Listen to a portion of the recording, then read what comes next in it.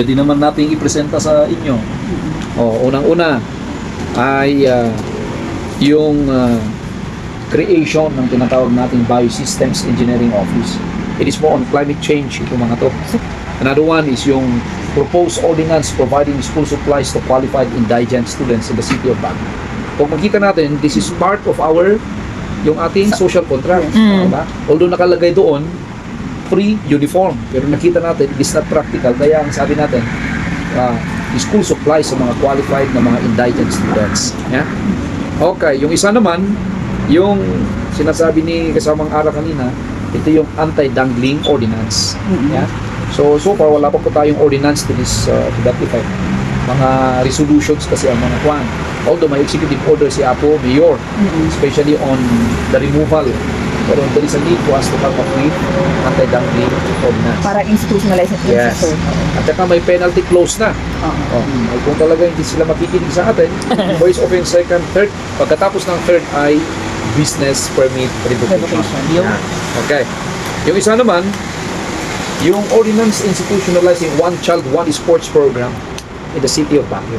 Gusto natin dito, first, making use of sports as a tool for us to further develop yung personality ng ating mga bata. So instead na ma-addict sila dun sa games, dapat mayroong sponsored ang city na sports summer camp na kung saan kada bata na gusto na mag-participate, kasi hindi naman mandatory ito, kada bata na gusto mag-participate, mamili ng at least isang sports na kung saan dun siya mag-undergo ng training. How about multiple sports, kasi magaling at saka sportsman talaga, no problem. Pero ito naman, just to emphasize and put emphasis on the importance of sports as a tool for us to develop our young people. Yes, sir. Yung isa naman na papasahan natin ngayon ay yung out of school children and youth reintegration program. Reintegration program. Ulit, according sa DepEd, meron tayong nasa 63,000, sabihin na lang natin, na mga estudyante under their care dito sa ating syudad ng Baguio. But that is for the in-school. So paano ba natin balaman kung ilan din ang out of school youth? Ay base doon sa PSA, umaabot na mga 10.7 million entire the country ang out of school children and youth dito sa ating syudad ng Baguio ay not exempted from that. Mayroon ding mga out of school children and youth. So, ano ba ang dahilan? Kaya dapat mayroon tayong reintegration program and strategy, at yan yung laman ng ating isang ordinance. Naka-calendar ngayon into its first reading. Yan, ganon. Sorry sir, reintegration saan? Sa school. Sa school. Sa school. Okay. Kasi kung minsan, let's say, hindi na nagtuloy yung anak. Unang-una, alamin natin anong reason ba. So dapat inventory ng out of school children and youth, and then cause bakit sila tumigil o kaya hindi nag-aaral. Okay? Para magkaroon tayo ng way to put up an intervention. Is it because family problem? So, socio-emotional assistance. Is it because financial reason? Is it because of health and nutrition? Kasi palagi nagkakasakit kaya hindi na? Or is it because any other reason? Teenage pregnancy or nabully siya? Kaya yan ang purpose niya. No? And then, ito naman, an ordinance institutionalizing youth leadership summer camp. So, during summer, Wala pa pala. wala pa. May mga summer camp pero kanya-kanya yan eh. Kanya-kanyang mga initiative. Pero yung city sponsored na kung saan magkaroon ng leadership festival, especially during summer, wala pa. Kaya pag makikita natin yung sports na One Child, One Sports, it covers 5 to 14 years old. Ito naman, it covers 15 to 24 years old. So, may activity sa mga bata. May mga activity naman sa mga youth natin. Then of course, yung isa na pinakauna rin kinuha natin ay yung yan. Ito yung proposed ordinance providing pre-tournament preparation fund support. Pag nanalo yung mga estudyante natin, we claim that, they are from the city of Baguio. Yung mga iba qualified for incentive. Pero nung nagpi-prepare, mayroon pa tayong tulong sa kanila. Ay ito, pre-tournament preparation fund support. Kasi nakuha na. So, yan. Marami akong magtuwa dyan. Yan. Kasi iba talaga nag-solicit sila, di ba? And then of course, before muna.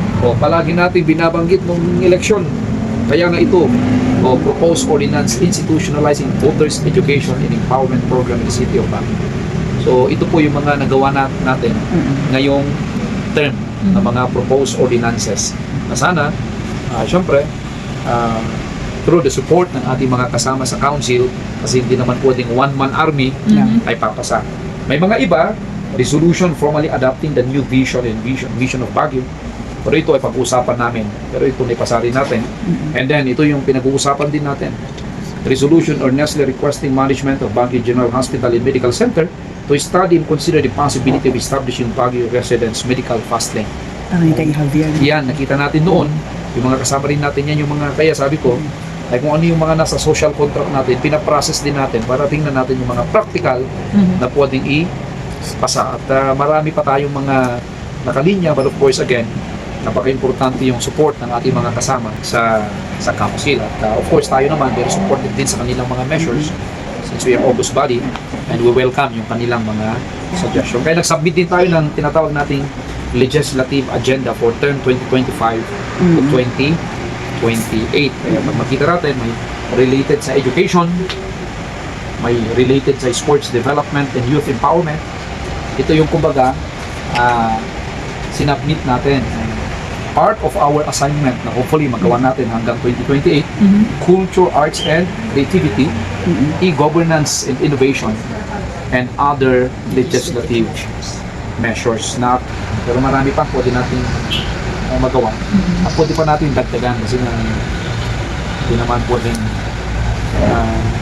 hindi natin makita yung iba pang mga issues na possible na makatulong sa ating syudad ng Baguio since legislator tayo. Siyempre, through policies na lang ang ating ginagawa. Pero what do you think will be the challenges by passing those ordinance in the council, sir? Well, unang-una, we don't look at it as a challenge but in a way that we need to be open sa mga suggestion ng mga kasama natin sa council. But at the same time, yung mga inputs na mga mag-attend sa mga public consultation. So, it doesn't mean kasi na kung mayroon tayong nagawa, ayan na. Actually, we are simply opening the gates for us to discuss matters. Yeah?